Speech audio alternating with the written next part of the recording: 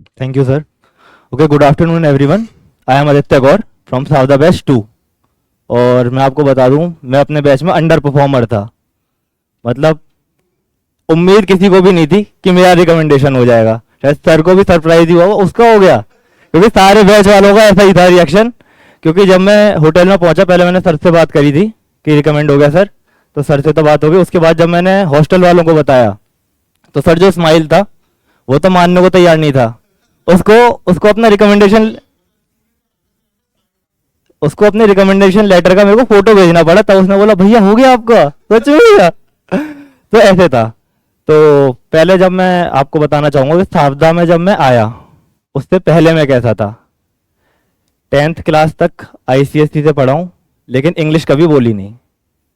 जो बोलते थे उनका मजाक उड़ाया। सर का जो स्टॉक देखा था, सर तो देखा था हमने, तो सर ने उसमें बताया था कि मजाक तो उड़ेगा तुम्हारा। अब हमने इतना मजाक उड़ा लिया औरों का। अब मैं अपने दोस्तों से बोलता कि भाई इंग्लिश में बात कर लो मुझसे, तो वो नहीं करते। वही गाली सुनने को मिलती फिर कि भाई अब क्यों। तो यहाँ पर सावधा आया मैं, तो हमने ये रूल बना लिया था अपने हॉस्टल में कि हमको इंग्लिश में बात करनी है। टूटी फूटी इंग्लिश कैसी भी हो, इंग्लिश में बात करेंगे। तो इंग्लिश का एक्सपोजर थोड़ा थोड़ा हॉस्टल से मिलने लग गया था हमको। और एक दिक्कत मेरे साथ ये भी थी कि मैं ना थोड़ा रिजिड हो जाता था चीज़ों को लेके, अपना पॉइंट प्रूव करने के लिए। तो सावधा में जब ग्रुप डिस्कशन करते हैं ना, और दिखता है कि एक से एक धुरंधर बैठे हैं यहाँ पर, तो तुम्हारी कुछ औकात नहीं है उनके सामने, तो पॉइंट प्रूव करने की आदत आपकी वहाँ पे चली जाएगी। मतलब मेरे को यहाँ पर ये चीज़ मैंने नोटिस करी। और यहाँ पर आपको इतने सारे अच्छे अच्छे लोग मिलेंगे ना, लाइक माइंडेड लोग। सर ने बोला था पहले दिन हमको कि तुम यकीन नहीं मानोगे कि तुम्हारे बीच में बैठे हैं बहुत सारे लोग, और ये एकेडमी ज्वाइन करेंगे। तो उसमें खुद को तो गिनता ही नहीं है कोई भी ज़्यादातर, क्योंकि कॉन्फ्रेंस आउट होता है, स्क्रीन आउट होता है, इतना कॉन्फिडेंस भी नहीं होता किसी को। लेकिन फिर लोग निकलते हैं। वैष्णवी और वेदांत का तो सर था ही कि मतलब वो तो अच्छे परफॉर्मर थे। इंग्लिश उनकी एकदम अच्छी थी, नॉलेज कंटेंट सब बढ़िया, एकदम जीटी वगैरह सब अच्छा करते थे वो। और यहाँ पे प्राची मैम है। प्राची मैम से आपको बहुत डर लगेगा स्टार्टिंग में। हमारे तो बैच के लास्ट में ही थी प्राची मैम एकदम। तो हमें लगा यार ये मैम कहाँ से आ गई एकदम से। अभी तक तो बच्चे लेक्चरेट लेते थे, एनालाइज करते थे। अब मैम वहां पर आके बैठ गई। मैम कह रही है खड़े रहो, कोई बात नहीं, नहीं आता तो बोलो और बोलो। और फिर मैम ने पता नहीं शायद पॉइंट आउट कर लिया था कि मैं बचना चाहता हूँ। मैम बोलती आदित्य तुम आ जाओ, आइडिया दो, यहाँ पर इम्प्लीमेंट करो इसे। तो प्राची मैम बहुत पुश करती हैं आपको। मतलब स्टार्टिंग में डर लगेगा, लेकिन वो पुश कर रही होती हैं आपको कि आप परफॉर्म करो। और जो आपकी टेट, अभी सर बताएंगे आपको पीपीडीटी और टेट की स्टोरीज जो निकलेंगी, वो आप ना एक चीज़ करना। मतलब मेरे को जो लगा कि हेल्पफुल रहा मेरी टेट की स्टोरीज में, वो ये रहा कि सबकी ना ब्लैंक स्टोरी जरूर पढ़ लेना। जैसे टेट का कोई टेस्ट हुआ, तो एक दूसरे से लेके ना ब्लैंक स्टोरी सबकी पढ़ लो, क्योंकि वो सबकी बेस्ट स्टोरी होती है। तो कहीं ना कहीं वो कोई ना कोई पिक्चर ऐसी आएगी, इंप्लीमेंट हो जाएगा। तो जैसे मेरे टेट में एक स्टोरी आई थी, हमने पिछली बार एक एक्टिविटी करी थी सर। उसमें हम गए थे खलंग, खलंगा गए थे वहाँ पर। तो वहाँ पर क्या था, सर ने पहले हमें पेपर दिया। सर एक्टिविटी बता दूँ ना, पेपर दिया, उसमें हमें अपने इमोशंस लिखने थे। तो सावधा में ऐसा था कि नींद किसी की पूरी होती नहीं है, घर की याद आ रही थी हमें। मैं तो यहाँ से देहरादून गया था, पहली बार गया इतनी दूर रहने। नींद पूरी होती नहीं है, सर टॉपिक्स देते हैं और अंडर परफॉर्मर होते हैं, तो ऐसा लगता है यार हम कर क्या रहे हैं यहाँ पर। तो मेरा और अनमोल का सर ये था, हम बहुत ज़्यादा इमोशनल हो गए थे तब वो पेपर वाला करने में। हाँ सर, तो हम काफ़ी इमोशनल हो गए थे लिखते लिखते ही, आंखों में आंसू आ चुके थे। फिर सर ने बोला कि अभी तो रुक जाओ, भी एक एक्टिविटी और है। और फिर सर ने बोला अभी तो तुम और ज़्यादा रोओगे। तो मैंने कहा सर अब क्या ही करवा लेंगे, अब रो तो लिए लिख कर। तो सर ने बोला कि तुम्हें अब ऐसा कुछ लिखना है इसमें, मतलब ऐसा कुछ बोलना है पेड़ के पास जाकर, जैसे कोई इंसान तुमने खो दिया हो। तो मेरे फादर नहीं है, तो मेरे को रहता है हल्का सा, सब कोई रहता है कि किसी ने कोई पर्सन लूज किया हो, या किसी दोस्त से किसी की दोस्ती खत्म हुई हो। तो मेरे अनमोल के तो सर वहीं पर आंसू निकल गए थे कि सर ये क्या करवा रहे हैं। वो एक्टिविटी बहुत डीप थी। और उस एक्टिविटी के बाद से ना एक होता है ना रियलिटी हिट करना, वो हो चुका था। एकदम क्लैरिटी आ गई थी दिमाग में कि हाँ ये कमी है, ये ठीक करना है। और यहाँ पर आप लोग रहोगे तो लोगों से बात करना। अपना कोई जैसे मान लो रिग्रेट है, अपने किसी आपने कोई गलती करी है, तो यहीं से फ़ोन मिलाओ उस दोस्त को, ख़त्म करके जाओ यहीं पर। आगे के लिए मत रखना, क्योंकि यहाँ से जाने के बाद कुछ तैयारी नहीं होने वाली है। जो यहाँ सीख जाओगे ना वही है। क्योंकि जैसे मैं यहाँ से गया था 19 अगस्त को बैच ख़त्म था, तो उसके बाद था एफ कैट का एग्ज़ाम। एफ कैट का एग्ज़ाम दिया, फिर उसके बाद था सी डी एस का एग्ज़ाम 4 सितंबर को, वो दिया। और 19 को सर एफ एस बी थी, मेरी ए एफ एस बी थी। तो जितना भी सीख कर गया मैं यहीं सावधा में ही सीख कर गया।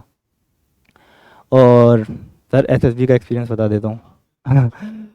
तो वहाँ पर गया, मैं अपनी ब्लैंक स्टोरी लेके गया था, ब्लाइंड स्टिक वाली, जो मैंने अपने कॉलेज में प्रोजेक्ट पे करी थी। तो हाँ सर, इंटरव्यू पे आऊँगा अभी। तो ब्लाइंड स्टिक वाली स्टोरी लेके गया था, तो वहाँ पर पिक्चर आई, तो वो ब्लाइंड स्टिक वाली स्टोरी जो ब्लैंक स्टोरी में लेके गया था मैं, वो वहाँ पर कंज्यूम हो गई पीपीडीटी में। तो पीपीडीटी में तो सर ने बस इतना ही बोला था मेरे को, प्राची मैम ने भी यही बोला था कि ये मुर्दा पार्टी नहीं बनना है तुमको, बोलना है वहाँ पर। सर ने बोला था तू बस बोल देगा ना, तेरी आवाज़ इतनी अच्छी है, तू वहाँ पे कर लेगा, मतलब ठीक हो जाएगा, लेकिन बस तू बोलना, चुप मत बैठना। और फिर हॉस्टल वालों ने भी यही बोला था सर एक दिन पहले कि बस बोल लेना आप। तो बस वहाँ पे बोलता रहा, बीच बीच में सुना भी। तो जैसे ही जब रिजल्ट अनाउंस कर रहे होते हैं वो स्क्रीन इन वाला, उन्होंने बोला चेस्ट नंबर 27। मैंने कहा मैं तो जीत गया, बस इसके लिए ही आया था। बस मैं गोल ये लेके गया था कि इस बार स्क्रीन इन हो गया ना। यहाँ पे मेरी बहन बैठी है, इसको ये ना ताने देती फिर मेरे को कि तू पिछली बार भी स्क्रीन आउट हो गया था, इस बार भी हो गया। और इसको तो अभी भी ये लगता है कि मैं इंग्लिश बोलना ही नहीं जानता। तो स्क्रीन इन हुआ, मेरे को बड़ी खुशी हुई। मैंने कहा चलो ठीक है, कुछ तो सीख कर आया हूँ, इस बार स्क्रीन इन हो गया। फिर अगले दिन हमारा जीटी था, मतलब उस दिन साइक था सर हमारा। तो साइक टेस्ट में क्या हुआ, मेरे को अपने जो सबसे ज़्यादा अच्छी परफॉर्मेंस लगी ना मेरे को अपनी खुद की, वो टैट में लगी। क्योंकि कोई भी पिक्चर देखने के बाद ना ऐसा नहीं लग रहा था कि यार इस पर क्या लिखूं, क्योंकि हमने बहुत नेगेटिव नेगेटिव पिक्चर करवाएंगे सर आपको, और उसको भी पॉजिटिवली कैसे लेके जाना है गाइड करेंगे आपको। और फिर आप एक दूसरे की स्टोरीज पढ़ते हो तो बहुत सारे आइडियाज होते हैं एक ही पिक्चर के ऊपर। तो पढ़ना एक दूसरे की स्टोरीज, सुबह आते हो तो यहाँ पर बैठ के जैसे टेट का कोई टेस्ट हुआ है तो एक दूसरे की स्टोरीज पढ़ो। और टेट में एक स्टोरी मेरी वो वाली भी थी, जिसमें जो एक्टिविटी करने हम पहाड़ पे गए थे, एक जंगल वाला सीन आया था, तो वो एक स्टोरी मैंने वहाँ पे लिखी थी। ब्लैंक स्टोरी में स्माइल का एग्जाम्पल लिख कर आया था उससे, क्योंकि बात करी थी हमने हॉस्टल में। फिर वैट का तो सर अच्छे से करवा देते हैं प्रैक्टिस, मतलब ऐसा लगता है कि यार करी लिख ही नहीं पा रहे हम, तो कुछ लिख ही नहीं पा रहे हैं।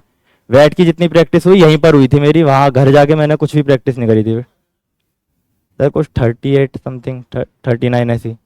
और इतना सर लास्ट में तो इतना प्रेशर हो गया, तो उसमें आया फाइटर, तो मैंने लिख दिया I want to become fighter pilot. कुछ चल ही नहीं रहा होता दिमाग में वहाँ पे, और वो ऊपर नीचे हो जाते हैं सर। यहाँ पे प्रैक्टिस करवाएंगे आपको, वहाँ पे यहाँ पे नंबरिंग नहीं होती वैट में जो सर करवाते हैं, तो आपको थोड़ा खुद ध्यान रखना होता है। वहाँ पे नंबर्स के साथ आते हैं, तब भी ऊपर नीचे हो जाते हैं एक दो। तो सर की यहाँ पर अच्छी थी प्रैक्टिस। और एसआरटी भी सर यहाँ पर एकदम प्रेशर में करवाते हैं, बिल्कुल चेंज कर देते हैं टाइम के साथ। वहाँ तो मतलब आधा घंटा मिलता है सर कि जितनी करनी है कर लो, यहाँ पर एकदम भागती है एसआरटी ऐसे ऐसे, तो छोटा सा ही रिस्पॉन्स बन पाता है, बस सोच ही पाते हैं कि क्या लिखना है। तो एसआरटी में इस तरीके से आपको हेल्प मिलेगी यहाँ पे सावधा में। फिर साइक टेस्ट में सर और क्या होता है, एसडीटी मैंने लिख रखा था यहाँ पे सोशल वर्क करूंगा, ये करूंगा वो करूंगा। तो सर ने मेरा इंटरव्यू लिया था, कहने तू भाई तू फौज में क्यों जाना चाहता है, तू वो बन जाना आईएएस बन जा, आईपीएस बन जा, तो समाज की सेवा कर लियो। तो एसडीटी में मैंने चेंजेस करे थे, सर ने काफ़ी ग्रिल भी करा था एसडीटी पे मेरे को। कि एक तो सर ने जैसे ऐसे पूछ लिया था मेरे से गाजियाबाद के बारे में, कि वो सर गाजीपुर का वो पहाड़ पता है ना, कूड़े वाला पहाड़, कि गाजियाबाद की क्या दिक्कत है। तो मेरे को पता ही नहीं था वो दिल्ली के जुरिस्डिक्शन में आता है, गाजियाबाद में आता ही नहीं है। तो मैंने अपने उसमें पीआईक्यू में कैलिस्थेनिक्स लिख रखा था, तो सर ने हैंड स्टैंड करवा लिया मेरे से, फ्रॉग स्टैंड करवा लिया। और जैसे मैंने सोशल वर्क का बहुत ज़्यादा लिख रखा था ना, तो कहते सोशल हार्मनी कैसे लाओगे तुम, तो बस वहाँ पे मैं ब्लैंक था। तो यहाँ पर जो मेरा इंटरव्यू सर ने लिया था और वहाँ पे जो इंटरव्यू था वहाँ वाला बहुत ईजी लगा मेरे को। यहाँ तो इंटरव्यू देकर निकले थे ना हम, तो ऐसा लग रहा था यार क्या है, हम कुछ भी नहीं आता हमें तो यहाँ पर ऐसा है। फिर अगले दिन सर ग्रुप टास्क था, उसमें पहले ग्रुप डिस्कशन होते हैं। तो पहला ग्रुप डिस्कशन जो हुआ हमारा था कि social media what is the impact they are impact how they are impacting the youth. तो उसमें लीड्स थी जॉब अपॉर्चुनिटीज और एंटरटेनमेंट और डिस्ट्रैक्शन। तो सर मैंने जॉब अपॉर्चुनिटीज वाला लिया, क्योंकि लेक्चरेट में हम इतना सारा करके गए थे ना, एम्प्लॉयमेंट किस तरीके से, सोशल मीडिया और रोबोटिक्स वगैरह ये सब करके गए थे, तो कंटेंट था उस पर अच्छा खासा। जो लेक्चरेट के जो सर जो टॉपिक्स देते हैं, जीडी आपका उसी से तैयार हो जाएगा। तो मैंने सर जॉब अपॉर्चुनिटीज वाली लीड ली थी, और वहां पर मैंने उसमें सब्ज्यूम करा था। सर यहाँ पे मैंने करे तो 70 या 75 ही थे, लेकिन जो टॉपिक्स मेरे रह जाते थे ना, तो मैं उनको सुबह क्या कहता था, जल्दी जल्दी हिंदी में बता दे मेरे को, कि कभी लेक्चरेट में यही टॉपिक आ गया आज कार्ड में, तो बोल तो भी लूंगा, तो हिंदी में समझ लेना। अपने सुबह सुबह मतलब टॉपिक्स नहीं भी हो पाते हैं, सर भी थोड़ा प्रेशर बनाने के लिए ज़्यादा ही टॉपिक्स देते हैं, मेरे को ऐसा लगता था। तो 3-4 तो रहेंगे, इसलिए 3-4 रहते हैं तो सर डांटते भी नहीं है उस चीज़ के लिए कि 3-4 टॉपिक रह भी गए तो। लेकिन उनको ना आप डिस्कस जरूर कर लो सुबह अपने दोस्तों के साथ, कि हॉस्टल से इधर आ रहे हो, तो उन्हें डिस्कस कर लो कि इसमें क्या क्या लिख सकते हैं हम। तो वो कहीं ना कहीं जीडी में बहुत हेल्प करी उसने। तो सर जीडी में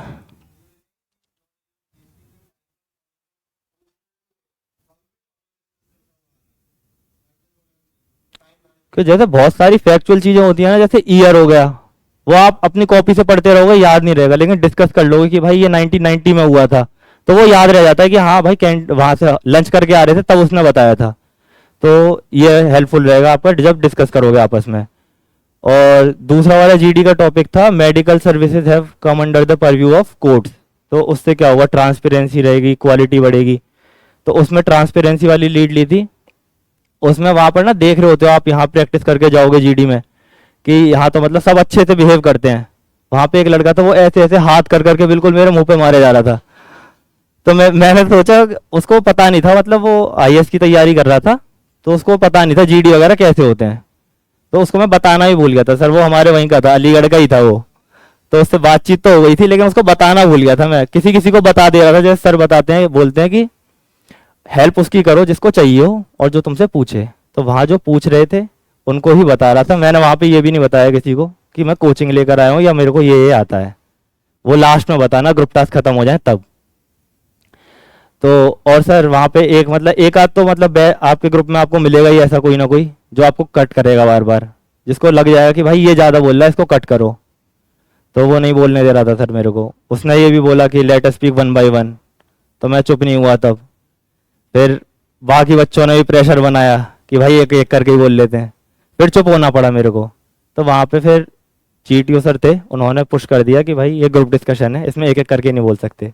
फिर चुप नहीं हुआ मैं। फिर बोलता है जीपी में भी सर, मतलब जीडी के बाद ना इतना ऑफेंड हो गया था, पता नहीं क्या हो गया था। जीपी खत्म हुई, मैंने हाथ खड़ा किया कि मैंने रेट करूंगा, और चेस्ट नंबर 4 ने भी करा, चेस्ट नंबर 3 ने भी करा। तो चेस्ट नंबर 3 का मेरे को पता चल गया था ये मुझे तो करने नहीं देगा। तो मैंने उसके बोलने से पहले बोल दिया, ओके चेस्ट नंबर 4 यू ना रेट। तो मैंने भी उसको नहीं बोलने दिया सर फिर। तो ऐसा होता है कि वहां ना रिएक्शन हो जाता है थोड़ा, जैसे यहाँ से सर समझा के भेजते हैं कि काम रहना, ऐसे बदले की भावना मत रखना, लेकिन वहां पर हो जाता है कि मैं भी तो परफॉर्म ही करने आया हूँ, मैं भी करूंगा ही। फिर उसके बाद हमें ले गए वो प्रोग्रेसिव ग्रुप टास्क करवाने। तो पीजीटी में तो सर मेरे को यहाँ पे कॉन्फिडेंस बिल्कुल गिर चुका था, क्योंकि परफॉर्म ही नहीं कर पाता था। जो स्टार्टिंग के आइडियाज हो जाते थे 4-5 जो दिखते हैं सामने से लगने वाले, तब तो मैम बुलाती नहीं थी। और जो आखिरी के मुश्किल मुश्किल जो इम्प्लीमेंट होने वाले 14-15 वाले, वो तो दिखते ही नहीं थे। जैसे ये लगाएंगे तो मैम कहती थी ये तो हो गया, कोई और सा ट्राई करो। लेकिन वहां पर ना दिख रहा था बिल्कुल, ऐसे विजुअलाइजेशन आता है कि हाँ ये इधर लग जाएगी, बल्ली लग जाएगी, ये इधर क्यों लगा रहा है। तो मैं डेड लोड पकड़ के खड़ा हुआ था, और बस उनको ये इंस्ट्रक्शन दे रहा था कि देखो भाई येलो पार्ट से ये टच ना हो जाए, वो टच ना हो जाए, और इधर लगा के देख लो, उधर लगा के देख लो। ये पीजीटी में था। पीजीटी में वो जीटीओ सर भी सर हेल्पफुल थे काफ़ी, शायद हम फ्रेशर थे इसलिए। क्योंकि जैसे मतलब कोई बेकार आइडिया इंप्लीमेंट कर रहे हैं हम, तो वो बता दे रहे थे कि ये करने की ज़रूरत क्या है, रस्सी यूज़ करने की ज़रूरत क्या है, ये ऐसे ही कर लो तुम। और फिर सर हाफ ग्रुप टास्क हुआ। एचजीटी अच्छा हुआ, एचजीटी में थोड़ा ज़्यादा परफॉर्म किया मैंने, मतलब जब 4 बच्चे थे तो उसमें ज़्यादा थोड़े एक आधा आइडिया दिया मैंने और इम्प्लीमेंट करवाया। और फिर था हमारा लेक्चरेट। लेक्चरेट में जो टॉपिक आया था मेरा, वो था नेशनल हाईवे प्रोजेक्ट। तो वो हम लेक्चरेट में करके गए थे यहाँ से जीडी में। भारत माला आता था मुझे, सागर माला आता था, पर्वत माला भी आता था। एक दिन पहले बस यही पढ़ रहा था मैं कि कहीं ना कहीं जीडी में यूज जरूर हो जाएगा, ऐसा फीलिंग आ रही थी।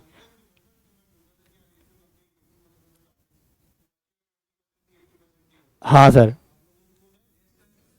और जीडी में ना लोगों का मैं देखता था, जो ज्यादा टॉपिक्स कर रहे थे ना, जैसे सर ने 10 टॉपिक दिए हैं तो वो 15 टॉपिक जो करके ला रहे हैं, उनके जीडी में ना परफॉर्मेंस अपने आप इंप्रूव हो रहा था, दिखता था कि भाई ये पहले नहीं बोलता था इंसान, अब ये बोल रहा है, भले इसकी आवाज धीमी है हमसे। हाँ, उनकी नॉलेज इतनी अच्छी थी ना कार्तिक और वैष्णवी की, कि अगर वैष्णवी उस जीडी में बैठ गई जिसमें मैं बैठा हूँ, तो मैंने कहा ये जीडी तो सुनने के लिए ही जाएगा। और फिर सर लेक्चरेट में बाहर गया मैं, तो वहां पे अच्छे पॉइंट्स आ गए थे कि मतलब 2.5 मिनट तक खींच लेता मैं, कि मतलब गति शक्ति भी आ गया दिमाग में कि सैटेलाइट यूज करके कैसे होगा, कोलैबोरेशन कैसे होगा, कोऑपरेशन कैसे होगा, डिफेंस कॉरिडोर्स भी याद आ गए, नाम मतलब याद आ गए थे। लेकिन जब अंदर गया ना, हिस्ट्री से शुरू किया, पहले तो एनएचएआई की फुल फॉर्म भूल गया, वहां पे एनएचडीपी बोलना भूल गया, भारत माला को सागर माला बोल दिया। डिटेलिंग अंदर की सही चल रही है, लेकिन भारत माला को सागर माला पर्वत माला से जोड़ रहा हूं।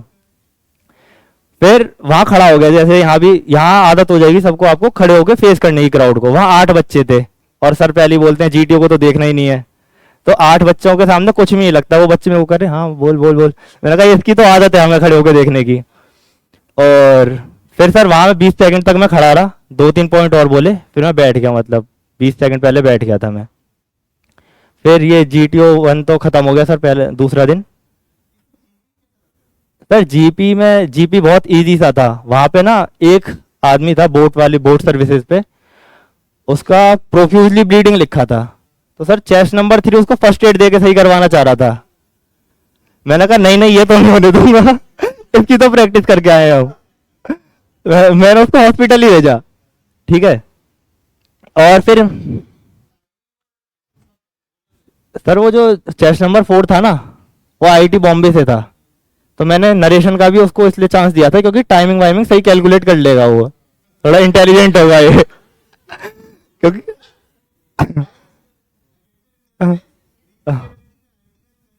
हाँ, तो सर उसने टाइम वाइम भी ऐड कर दिया था। और जो पॉइंट मैं बोल रहा था कि बोट सर्विसेज जहां पर काउंटर है, वहां पर एक इंसान को छोड़ के जाएंगे हम, जिससे कस्टमर वगैरह आए तो टैकल कर लें उससे। हाँ ये सर चेस्ट नंबर 4 और 5 हुए थे हमारे वाले ग्रुप से। और जीपी तो सर इजी थी, हम तो 6-7 प्रॉब्लम्स करते थे और आपसे ग्रिल भी करते थे हमें, अच्छा 15 मिनट में हो जाएगा ये काम। तो वहां तो इतना कुछ पूछा भी नहीं हमसे ज्यादा, बस उसने नरेशन किया और फिर हम चले गए पीजीटी और एचजीटी के लिए। फिर सर जीटीओ मतलब थर्ड डे में हम, सर वो थर्ड डे में हुई थी शायद हमारी, स्नेक रेस हुई थी उस दिन।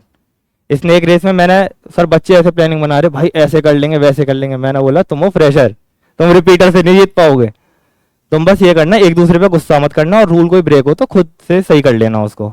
तो सर वहां पे दीवार वगैरह पे चढ़कर मतलब सबको खींचना, हमारा ग्रुप लास्ट आया था उसमें, लेकिन ग्रुप कोहेजन अच्छा था हमारा।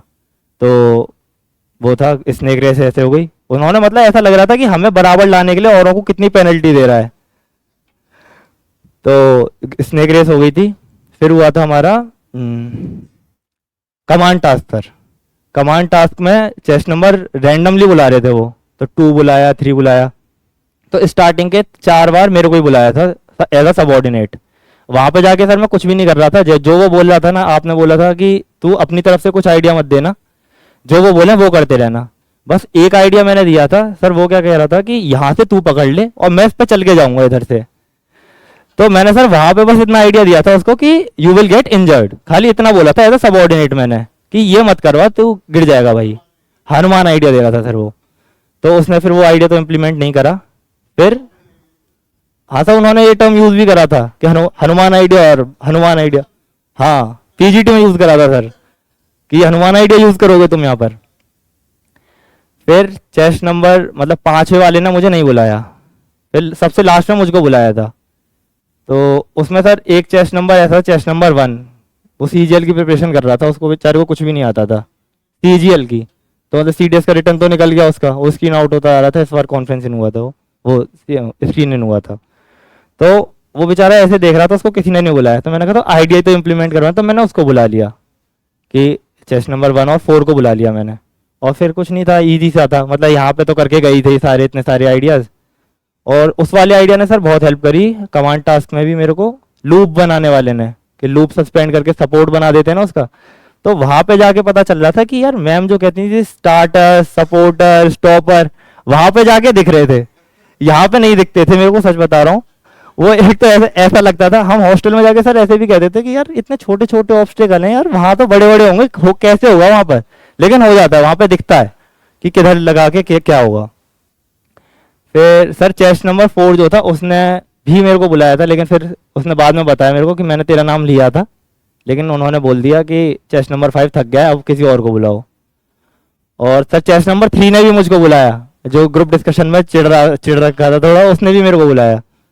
तो ये हो गया। फिर इंडिविजुअल ऑब्स्टिकल थे, उसमें साथ से सर जैसे आपने बताया ही था कि पहले से ही एनालाइज कर लेना कि कौन सा कितने पॉइंट्स का है और कहाँ कौन सा पहले करना है तुम्हें। तो पहले ही सोच लिया था कि इतना इतना करना है। 3 ऑब्स्टिकल मेरे रह गए और 7 8 ही करे थे सब, रिपीटर्स में ही थे जिन्होंने 10 10 कर दिए थे। इंड सर एक तो यही डॉग्स वाला पूछा मेरे को, और उन्होंने पूछा you spend most of your time with your mother, तो वो पूछा, थोड़ा मम्मी के बारे में पूछा।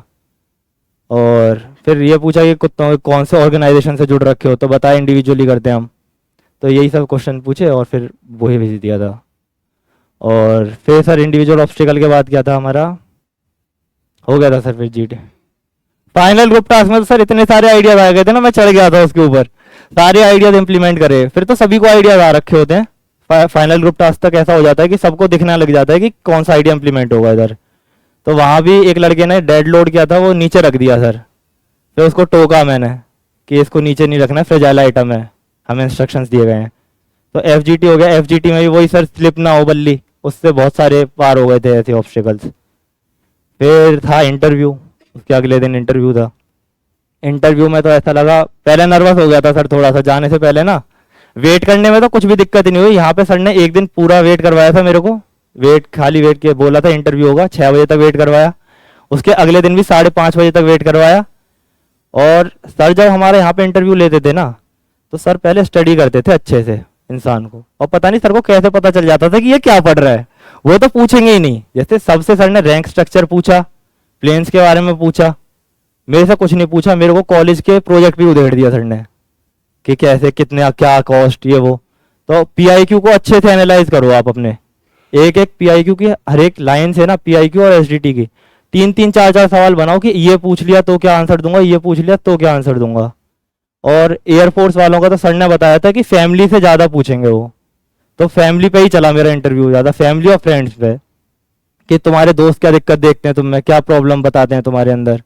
कॉलेज फ्रेंड्स का पूछा, एक तो हो गया हम इंट्रोस्पेक्शन करते हैं तब क्लोज फ्रेंड्स से डिस्कस करके करते हैं, कॉलेज फ्रेंड्स का पूछते ही नहीं है। तो सर ने बताया था कॉलेज फ्रेंड्स भी इंपॉर्टेंट होते हैं तुम्हारे, तो कॉलेज फ्रेंड्स का भी पूछा मेरे से इंटरव्यू में सर उन्होंने कि कॉलेज फ्रेंड्स के क्या शॉर्ट कमिंग्स बताते हैं। और शॉर्ट कमिंग्स पूछी थी कि तुमने क्या सीखा वहां पर, साफजा में गए तो तुमने क्या सीखा। तो मैंने वही एक्टिविटी वाला बताया था कि वो एक्टिविटी मुझे बहुत पसंद आई। और लेक्चर 8 होते थे, जीडी होते थे, और लेक्चर 8 में हमें कैसे क्राउड को फेस करना सिखाया गया, ये बताया था मैंने इंटरव्यू में। और उन्होंने पूछा था कि तुम्हारे इंटरव्यूअर जो था वहां पर, उसने तुमसे उन्होंने क्या सजेशन दिया तुम्हें कि कहाँ इंप्रूवमेंट की जरूरत है। तो मैंने उन्हें बोला, सर ने मेरे को ये बताया था कि तुम जीके और एयरफोर्स की नॉलेज थोड़ी एक्वायर करो, क्योंकि कंटेंट में तुम लैग कर रहे हो। तो उनका अगला ही सवाल था कि एवेक्स क्या होता है, एयरफोर्स से रिलेटेड उन्होंने पूछा। फिर मैंने फुल फॉर्म बता दी, उन्होंने बोला रडार कैसे काम करता है वो बता दिया, उन्होंने बोला एवेक्स कौन से प्लेन में है, तो वो मुझको नहीं पता था, तो मैं नहीं बता पाया था। लेकिन फिर इंटरव्यू के बाद सर मैंने जाके पूछ लिया था एनसीसी एंट्री वालों से, उनको थोड़ा पता था कि एयरप्लेन्स वगैरह के बारे में, तो उन्होंने बता दिया था कि एम्परर में है ये वाला एवेक्स जो लग रखा है, यही था। और फिर कॉन्फ्रेंस, तो फिर कॉन्फ्रेंस थी हमारी, कॉन्फ्रेंस में तो यही पूछा कि कैसा था स्टे तुम्हारा, वही नॉर्मल से क्वेश्चन होते हैं।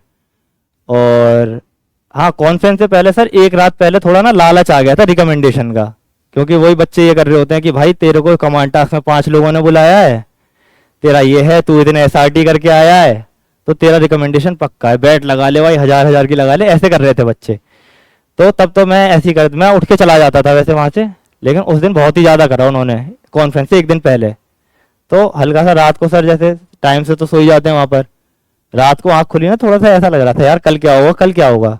तो कुछ नहीं था, संजय सर वाली कॉपी उठाई मैंने, उसमें लिखा अपना एसएसबी का एक्सपीरियंस कि कहाँ कहाँ गलती करी, क्या करा, और होगा नहीं होगा वो मैंने छोड़ दिया। कॉन्फ्रेंस वाला, कॉन्फ्रेंस डे वाला ना एक्सपीरियंस मैंने छोड़ दिया, वो बाद में लिखा मैंने। तो ये था यहाँ पे। सर जो बोलते थे ना लिखने की आदत, क्योंकि कोई भी थॉट आ रहा है या तो रिकॉर्ड कर लो या लिख लो, तो वो कहीं ना कहीं इंटरव्यू में आपको जरूर हेल्प करेगा कि रिकॉर्ड कर लो, नहीं तो किसी को बता दो। मैं तो ये कहूँगा डिस्कस करो आपस में, यहाँ पे शर्म खुल जाएगी ना सर। जैसे वो था हाई लेवल बातें वाला, सुशांत नाम था उसका।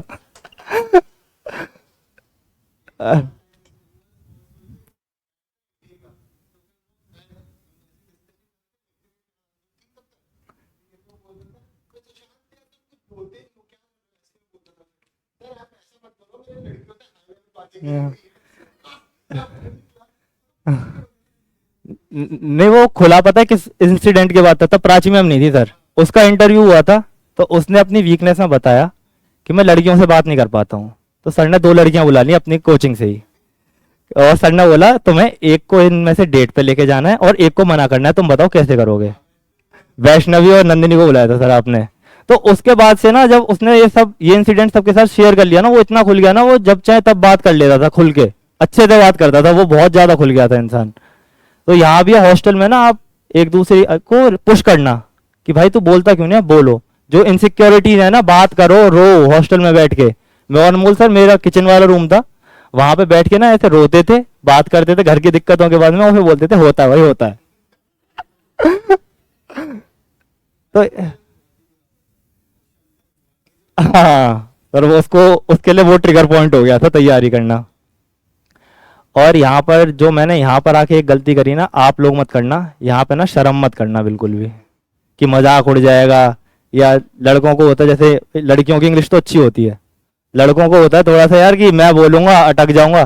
सर नंदिनी वहां बैठ के हंसती थी, मतलब मेरे को पता चल जाता था मैं यहाँ पे अटका और नंदिनी वहां पे हंसेगी।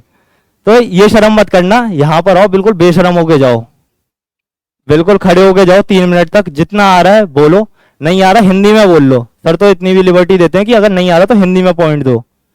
जीडी में भी ऐसा ही था, मैं 1-2 पॉइंट देता था बस, फिर चुप बैठ जाता था। तो फिर सर बाद में बोलते थे चल तू हिंदी में बता क्या क्या पॉइंट्स हैं तेरे। तो फिर मैं बताता था। एक जीडी में ये भी होता है कि हमें ना ये लगता है कि यार हमारा पॉइंट ना बहुत छोटा सा है, बेकार सा है, और ये पॉइंट जो सामने वाले ने बोल दिया। तो सर ने उसमें हमें सिखाया था कि अगर तुम अपना छोटा सा पॉइंट भी रखोगे ना सामने वाले का पॉइंट उठा के, तो वो पॉइंट एनरिच करना कहेंगे उसको, ये कॉपी करना नहीं कहेंगे। तो एनरिच करो उसे। और पीपीडीटी में जैसे सर बताते हैं, बताएंगे आपको कि जैसे स्टोरी अपनी नई भी बन रही है, एक तो सर से कभी ये मत बोलना तुम कि सर ये वाली थीम हमें समझ नहीं आई, इस पर स्टोरी बना के बता दो। सर सुना देंगे गंदी वाली गालियां उसको। सर किसको आपने, किसी ने को डांटा भी था ना शायद कि स्पून फीडिंग चाहिए तुमको, किसी ने थीम का पूछ लिया था कि सर इस पर स्टोरी क्या बनेगी। तो वो गलती मत करना। यहाँ पे आकांक्षा को भी लगता था कि यार जिसको नहीं आता, सर ने ये तो बताया ही नहीं कि स्टोरी लिखनी कैसे। मैंने कहा भाई वो क्योंकि फिर तो सर बता देंगे तो वो सर की सहायक हो गई ना, तुम्हारी क्या रही वो। तो खुद आइडियाज नहीं आएंगे स्टार्टिंग में। बहुत बेकार स्टोरी लिख कर आया था मैं। हाँ, यहाँ पे आके ये रियलाइजेशन हुआ कि एफ कैट में जब मैं गया था, जीडी में वहां भी बोला था मैं, लोगों ने वहां भी सुना था, OIR अच्छा हुआ था मेरा पिछली बार इस बार के कंपैरिजन में। तो मेरे को ये था कि स्क्रीन हुआ क्यों नहीं, ये जवाब नहीं मिल रहा था। फिर जब वहां की स्टोरी, मैंने बताता हूँ आपको क्या स्टोरी थी। एक लड़का था, बैग लेके आगे जा रहा था, पीछे एक छोटा सा बच्चा था, वो ऐसे उसे बाय बाय कर रहा था, और एक गार्ड था बैठा हुआ था सर रूम के बाहर। तो मैंने बनाया था ये एक हॉस्टल है, और जो लड़का आगे जा रहा है बैग लेके, वो उसके CDS का एग्जाम देने जा रहा है। कितना घटिया आइडिया है कि मतलब अब जब रिटर्न की मैं तैयारी कर रहा था, तो मतलब वही CDS एफ कैट यही चल रहा है दिमाग में, और वही डाल दिया, क्रिएटिविटी कहाँ आई। तो वो तब रियलाइज हुआ मेरे को कि भाई लार्जर देन लाइफ जो स्टोरी वो बनानी होती है, वो वाली स्टोरी वो नहीं थी। तो एफ कैट के स्क्रीन आउट का रीजन पता चल गया। तो ये था सर। हाँ।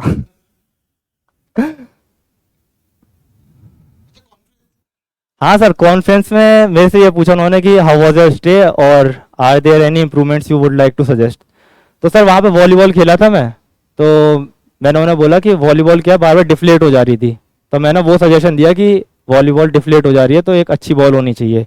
तो उन्होंने बोला कि ठीक है हम इक्विपमेंट मंगवाएंगे। और फिर उन्होंने इंटरव्यू में उन्होंने मुझसे पूछा था कि तुम खाली वॉलीबॉल ही क्यों खेले और कोई स्पोर्ट क्यों नहीं खेले। तो मैंने उन्हें बताया सर यहाँ भी इंटरव्यू में डिस्कस हो गया था आपके साथ कि वॉलीबॉल में तू नेशनल तो खेला नहीं है, तो फिर तेरे मार्क्स भी नहीं है 12th क्लास में, ना ग्रेजुएशन में अच्छे मार्क्स हैं, तो फिर तू वॉलीबॉल वॉलीबॉल क्यों कर रहा है।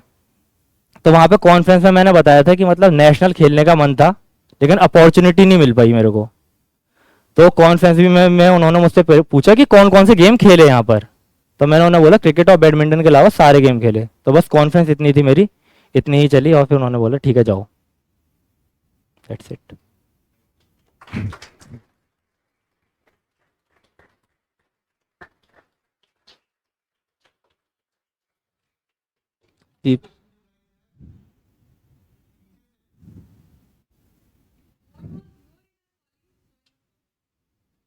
ये आंसर ना बहुत टाइम लेता है बनाने में, अभी तक फॉर्म नहीं हो पाया है, क्योंकि सर ने हमें जो बताया था कि मतलब देखो मोटा मोटा तो पता चल जाता है ट्रिगर पॉइंट्स क्या हैं तुम्हारे, कि हाँ यार ये वाला इंसिडेंट हुआ तो भी आर्म फोर्सेज में जाना है मेरे को, ये वाला इंसिडेंट हुआ इसलिए भी जाए। तो जब वो फ्रेम हो जाता है ना, तब एक परफेक्ट आंसर निकलता है कि why do you want to join the arm forces. तो मेरा तो यही था कि हमारे घर में जैसे मतलब मेरे पापा नहीं है, तो और मेरी मम्मी जॉब करने जाती हैं, तो जो हमारा सोसाइटी है ना हमारी वो वाली, तो वहाँ पे ऐसा लगता है कि रिस्पेक्ट लैकिंग है वहाँ पर, मतलब अच्छे तरीके से ट्रीट नहीं किया जाता हमको, बॉयकॉट कर देते हैं, हम डॉग्स का भी करते हैं तो वैसे चिड़े रहते हैं।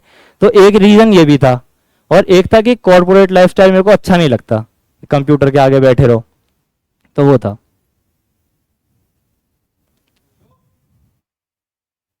तो सीपीएसएस का बताना है क्या? तो यस, नहीं कॉर्पोरेट लाइफस्टाइल अच्छा नहीं लगता ये मत बोलो, आप ये बोलो कि आर्मी वाला जो लाइफस्टाइल होता है, जैसे कि स्पोर्ट्स है वहां पर, जैसे मेरे पीआईक्यू में मैंने कैलिस्थेनिक्स लिखा था, तो वहां की जो ट्रेनिंग होती है वो बॉडी वेट पे ही ज्यादा बेस्ड होती है, तो वो वहां पे हॉबी भी तुम्हारी परस्यू कर पाओगे, तुम ऐसे बोल सकते हो। सीपीएसएस सर स्टेज 1 और स्टेज 2 में था। तो स्टेज 1 में क्या होता है वो बता दूंगा सर, जब गेम्स आएंगे तब बता दूंगा लिख के। तो स्टेज 1 में तो अगर एफ कैट की प्रिपरेशन करी है किसी ने, तो स्टेज 1 तो क्लियर हो जाएगा सबका। बस हमारे पूरे मतलब जितने बच्चों का था सीपीएसएस, उसमें एक ही बच्चा फेल हुआ था, वो जानबूझ के फेल हुआ था सर, क्योंकि उसको पता था कि मेरी आंखें ठीक नहीं है, तो मैं तो आर्मी के उसमें ही जाऊंगा, तो वो जानबूझ के गलत गलत आंसर मार्क करके आया, उसने क्लियर ही नहीं किया। और एक सर नेवी के कमीशन ऑफिसर्स आ रखे थे, उनमें से एक बच्चे का क्लियर नहीं हुआ था बस। तो सीपीएसएस का स्टेज 1 जो है उसमें तो आपको ना बहुत इजी इजी से वो आते हैं रीजनिंग के क्वेश्चन, कि मतलब क्यूब्स अलाइक हैं या नहीं है, एक जरूर वो जरूर देख के चले जाना। सर एक तो सर का इंटरव्यू है किसी स्टूडेंट के साथ, शायद ऋषिका मैम के साथ है, हाँ, तो उसमें हल्का सा तुम्हें ओवरव्यू मिल जाएगा कि क्या होता है। एक एक प्लेलिस्ट है यूट्यूब पर, नाम मेरे को सर अभी याद नहीं आ रहा है,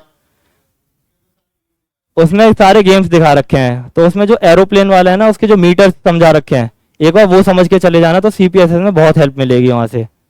और स्टेज 1 का तो मेरे को लगा सर पूरा सीपीएसएस का ओवरऑल मेरे को लगता है कट ऑफ तो नेगेटिव में ही जाती है शायद क्योंकि हाँ सबको लग रहा होता फेल ही होंगे हम, क्योंकि कुछ भी परफॉर्मेंस आई नहीं रखा होता वहां पर। और पेपर फोल्डिंग वाले थोड़े क्वेश्चन मुश्किल आते हैं उसमें, वो नहीं समझ में आते, तो ऐसे उसमें तुक्के लगा देना। और इस स्टेज 2 में हाँ सब पेपर फोल्डिंग वाले थोड़े मुश्किल थे, उसमें मतलब ऐसा था कि एक शेप बना रखी है, उसमें 1 2 3 4 5 6 7 8 तो पोजीशंस बतानी थी कि कैसे पहले फोल्ड होगा। और जो हम एफ कैट में रीजनिंग का करते हैं उसमें पेपर फोल्डिंग आता है कि खाली कटिंग कर रखी होती है, तो उसे ओपन कैसे करना है, वो ओपन था उसे क्लोज करना था, तो थोड़ा टिपिकल था वो। और फिर स्टेज 2 में तो कॉकपिट में बिठा देते हैं आपको और हेडफोन लगा देते हैं। तो सर पहला गेम बता दूं,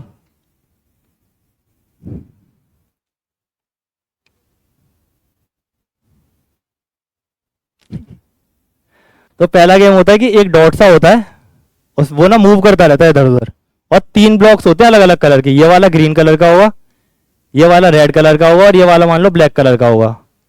तो ये डॉट अगर मूव करेगा ना, तो अगर आप ग्रीन में रखोगे तो मोर पॉजिटिव स्कोर आएगा आपका, इस वाले में रखोगे तो लेस पॉजिटिव, और इसमें भी कुछ स्कोर तो होता है लेकिन कितना होता है ये किसी को नहीं पता होता।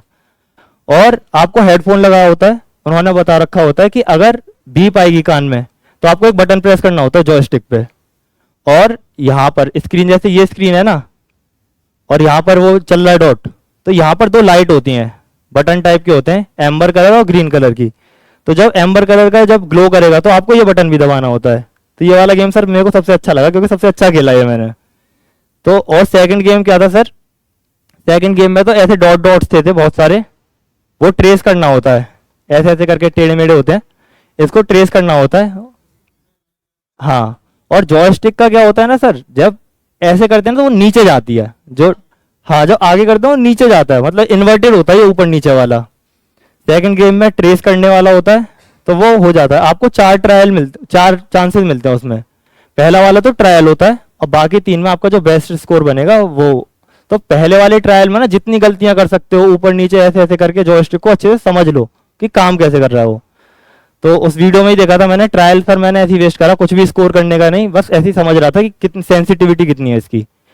तीसरा गेम था सर कि उसमें ना बहुत सारे डॉट थे वाइट कलर के, ऐसे स्क्रीन पर पूरे बहुत सारे वाइट कलर के डॉट थे, और उसमें ना रडर पेडल था, उसमें रडर पेडल का यूज हुआ। तो रडर पेडल लेफ्ट राइट जाने के काम आएगा, और जो जॉयस्टिक है वो ऊपर नीचे डॉट को मूव करवाने के लिए। तो इसमें क्या था ना, बहुत सारे व्हाइट डॉट्स में एक ग्रीन कलर का होगा, तुमको एक छोटे से ब्लॉक को, बहुत छोटा ब्लॉक सर, इतना छोटा ब्लॉक, इसको इस पर लेके जाना है और बटन दबाना है एक। हाँ, और जब तुम वो बटन अगर करेक्टली दबा दोगे तो ये ग्रीन कलर का डॉट पिंक कलर का हो जाएगा। तो बच्चों के साथ, वहां मेरे साथ भी ये हुआ कि जब तक मैं इस बॉक्स तक पहुंचता था ना और बटन दबाता, वो गायब हो जाता था, दूसरी जगह डॉट आ जाता था। तो ऐसे करके खाली इसमें तो मैं 3 स्कोर कर पाया अपने बेस्ट चांस में। दूसरा वाला था, एक और गेम था सर उसमें, उसमें था कि 2 एक्सिस थे, एक ऐसा एक्सिस था और एक ये था। अब इसमें 2 ब्लॉक्स थे, एक येलो कलर का था और एक रेड कलर का था। ये सेम जॉयस्टिक से कंट्रोल होगा, और एक इसमें येलो कलर का, एक रेड कलर का, ये रडर पेडल से कंट्रोल होगा। तो अब ध्यान नहीं रहता कि रडर, इनको सुपर इम्पोज करके चलाना होता है।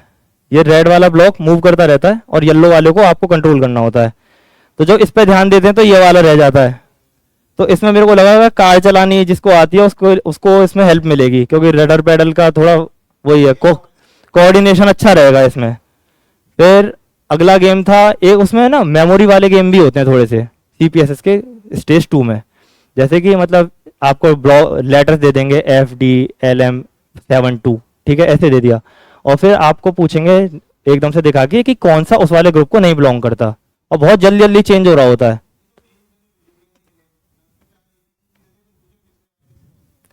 एक वर्ड कलर वाला गेम होता है, उसका तो प्ले स्टोर पे ऐप भी मिल जाएगा, वो जरूर खेल के जाना, क्योंकि वहां वर्ड और कलर, उसमें वर्ड और कलर में क्या होता है, जैसे नीचे यहाँ पर स्क्रीन पर लिखा होता है वर्ड और यहाँ लिखा है कलर, तो ये हाईलाइट हो जाता है कि तुम्हें आंसर किस हिसाब से देना है। और यहाँ पे जैसा है येलो, ठीक है, यहाँ पे ऑप्शंस होते हैं ABCDE।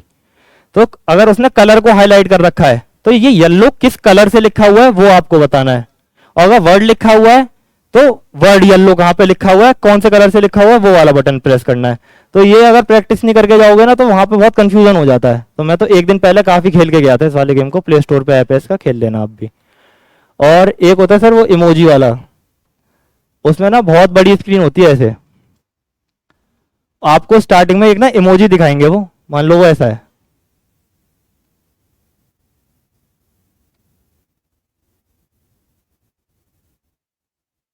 मान लो उसका एक कान है खाली, ठीक है।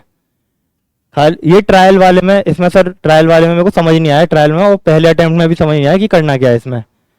तो इसमें एक इसको अच्छे से याद कर लो आप। यहाँ पर क्या होगा ना, बहुत सारे ब्लॉक्स बन रखे होंगे इस तरीके से, और हर एक में ना कुछ हल्का हल्का चेंज करके बना रखा होगा। तो जब इस, जैसे मान लो इस वाले ब्लॉक में सेम इमोजी ये वाला है, तो जब यहाँ पर आ गए आप तब आपको बटन प्रेस करना, तो ये वाला गायब हो जाएगा। तो इसमें तो खाली सर यहाँ तक पहुंच जाओ तो बहुत बड़ी बात है, इतने सारे होते हैं यहाँ पर। तो ये था सर सीपीएसएस का। सर गेम्स गेम्स के होंगे कम से कम 8-9। स्टेज 1 में तो सर सेक्शंस थे बहुत सारे, कि मतलब मैथ्स का अलग हो गया और वो पेपर फोल्ड रीजनिंग वाला अलग हो गया। लेकिन स्टेज 1 में सर वो वाला थोड़ा मुश्किल है टेस्ट, जो एरोप्लेन वाला है, पोजीशन बतानी होती है, तो उसके लिए तो प्रैक्टिस चाहिए थोड़ी सी पहले। सर 6, 2 एनसीसी और 4 वैसे। हाँ सर।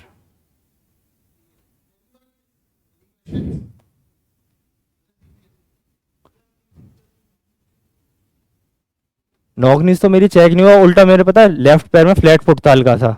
तो जब मैं सावधा आया था ना, तो मैंने मोची से वो करवा लिया था, उसको हल्का सा एलिवेटेड करवा लिया था। तो यहाँ पे जूते पहनोगे आप, उसको आप भी करवा सकते हो, किसी को फ्लैट फुट वगैरह का है तो वो चीज़ें करवा लो।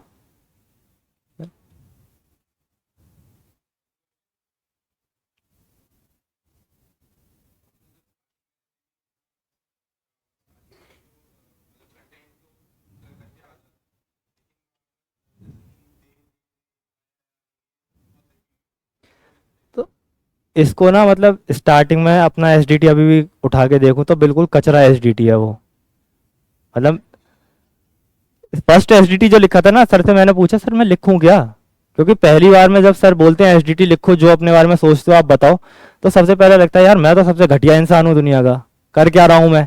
और फिर दोस्तों से पूछोगे तो सर दोस्त भी ऐसे ही बोलते हैं, हाँ भाई हमसे अच्छा ही क्या पूछ रहा है, ला बुराई बतानी है तो बता देते हैं। तो जो कह रहे हो आप आई आई वाला, तो वो as a person, they perceive me as a person करके आप कर सकते हो, उसको लाइन को चेंज कर सकते हो।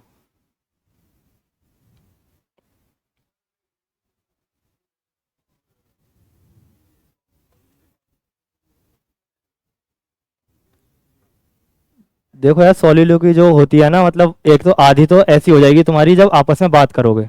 जैसे हमारे सर हॉस्टल में था कि हमने एक दिन बैठे थे हम सब, हमने बोला भाई चलो लड़कियों से किसका कितना इंटरेक्शन रहा है ये वाला डिस्कस कर लेते हैं। ठीक है, तो कटा तो सबका होता है। ठीक है, तो वहां पर उस दिन ऐसे 5 बच्चों का हो गया, 3 बच्चों का अगले दिन हो गया। तो वो वाला लड़की वाला सॉर्ट हो गया ना कि ठीक है अब ये लड़कियां रही हैं हमारी जिंदगी में और ऐसे ऐसे बात खत्म हुई है उनसे, वो हो गया। और जैसे यहाँ पर ना हमें ये बोलते थे सर कि रिव्यू देना होता था अपने इंटरव्यू का। अब सर अब होता है कि नहीं पता नहीं मेरे को, रिव्यू देना होता था अपने इंटरव्यू का कि हमसे सर ने क्या क्या पूछा। तो जैसे सर ने किसी से ये पूछा कि तुम्हारा दोस्त क्यों है, तो वो क्वेश्चन मैं लिख लेता था। और फिर हॉस्टल में जाके ना, या तो जैसे मतलब अपनी बहन से बात कर रहा हूँ फोन पे, मतलब बहुत सारे क्वेश्चंस नहीं मिल रहे थे मेरे को, जैसे बहुत सारे दोस्तों का नहीं पता चल पा रहा था रीजन कि क्यों है ये मेरा दोस्त। तो मैंने इससे बात करी कि तेरे को क्या लगता है कि क्यों है वो मेरा दोस्त।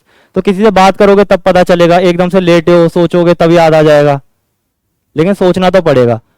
सबसे बेस्ट टाइम है जब टॉपिक्स करके खत्म हो जाएंगे ना, जैसे जैसे तुम सोने का टाइम है, तो बस आधे घंटे सोच लो कि ये क्वेश्चन पूछ लिया मुझसे तो मैं क्या जवाब दूंगा। वो बेस्ट टाइम होता है, एकदम अच्छे अच्छे आंसर आते हैं, डीप आंसर आते हैं एकदम।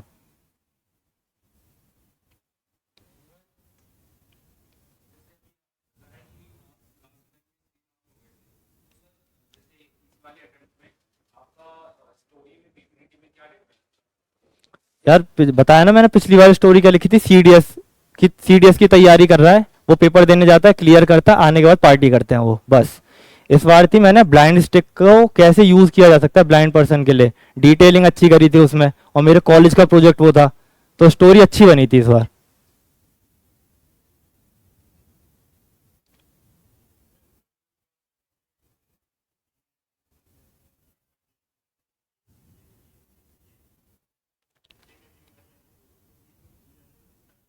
यही दिक्कत तो मेरे साथ भी थी।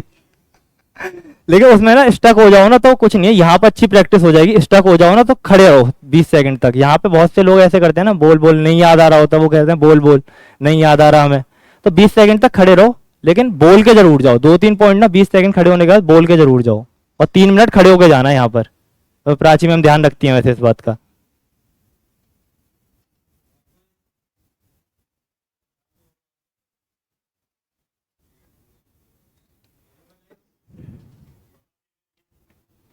हाँ तो वहां पे भी देखो मेरे साथ भी तो ये हुआ ना, मैं स्टक हो गया, लेकिन यहाँ पे प्रैक्टिस कर गया था।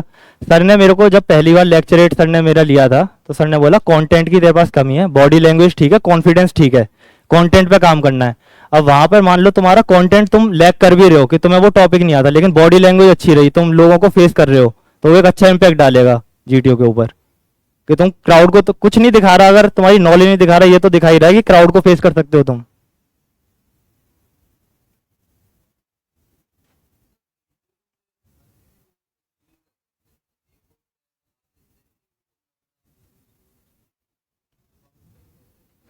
वहां से बाउंस बैक ऐसे ही करोगे, अगर वो बात तुमने पहले किसी से कर रखी है तो तुम वहां से बाउंस बैक कर लोगे। जैसे उन्होंने मेरे फादर का पूछा कि डेथ कैसे हुई, कैसे मैनेज हुआ, फाइनेंस कैसे मैनेज हुआ, तो ये सब मैंने यहाँ पे सावधान में इतने लोगों से बात कर ली थी ना इसके बारे में, तो बहुत नॉर्मल हो गया था। अब अब ऐसा नहीं है, अब जैसे मेरी बहन है, ये अभी किसी को बताएगी ना कि हमारे पापा नहीं है, तो इसकी आंखों में आंसू आ जाएंगे।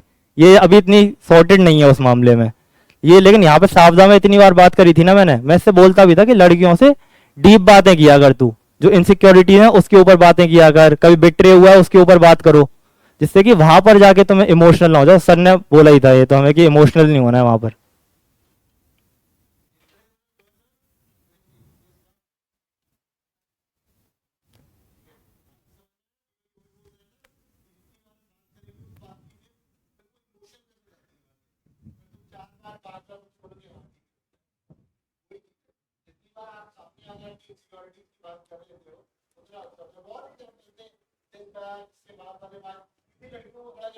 हाँ,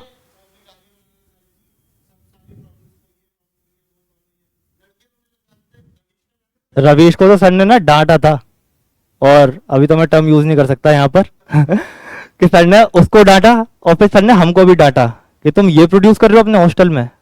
और यहाँ पे भाई रिस्पॉन्सिबिलिटी लेके चलना। अगर यहाँ से भी एक दो रिस्पॉन्सिबिलिटी लेके चलोगे ना कि भाई ये इंसान नहीं बोल पा रहा है, कोचिंग में परफॉर्म नहीं कर पा रहा है, तो इसको पुश करना है, तो ये जाके इंटरव्यू में भी बता पाओगे, कोचिंग लेकर आया हूँ वहां भी मैं ऐसे करता था। हाँ, वो रो गया था, उसको लेक्चरेट में वो सुबह से प्रैक्टिस कर रहा था, और वो लेक्चरेट में बोल नहीं पाया, तो वो रो गया इस बात पे। तो सर ने उसको भी डांटा, फिर हमको भी डांटा।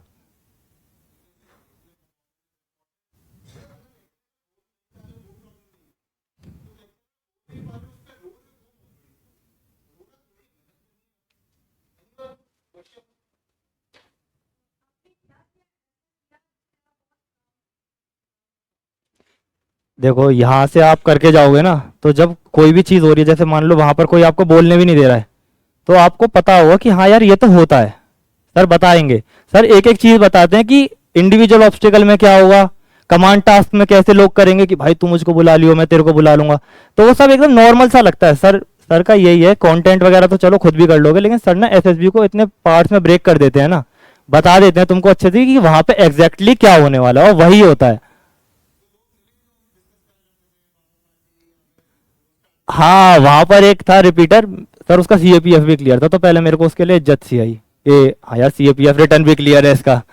फिर मैंने देखा वो मेरे एक रूममेट को, मतलब मेरे एक ग्रुप वाले को, वो बोल रहा था कि भाई तेरे को वहां पे इंटरव्यूअर के सामने जाना है और ये बोलना है तूने आंख बंद करी, बस तुझे तो एयरफोर्स दिख रहा है। मैं कह रहा नहीं भाई, इससे दूर ही होना हो।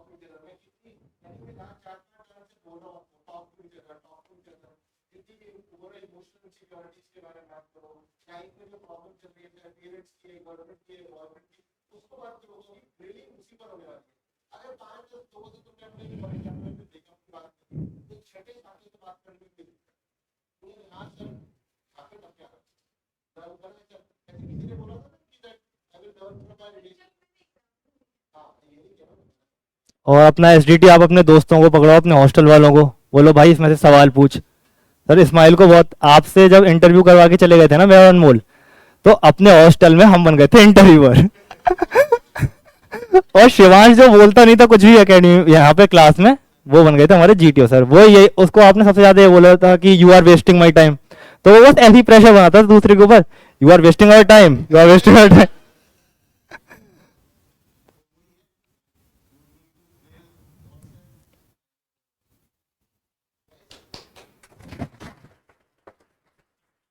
Thank you. ठीक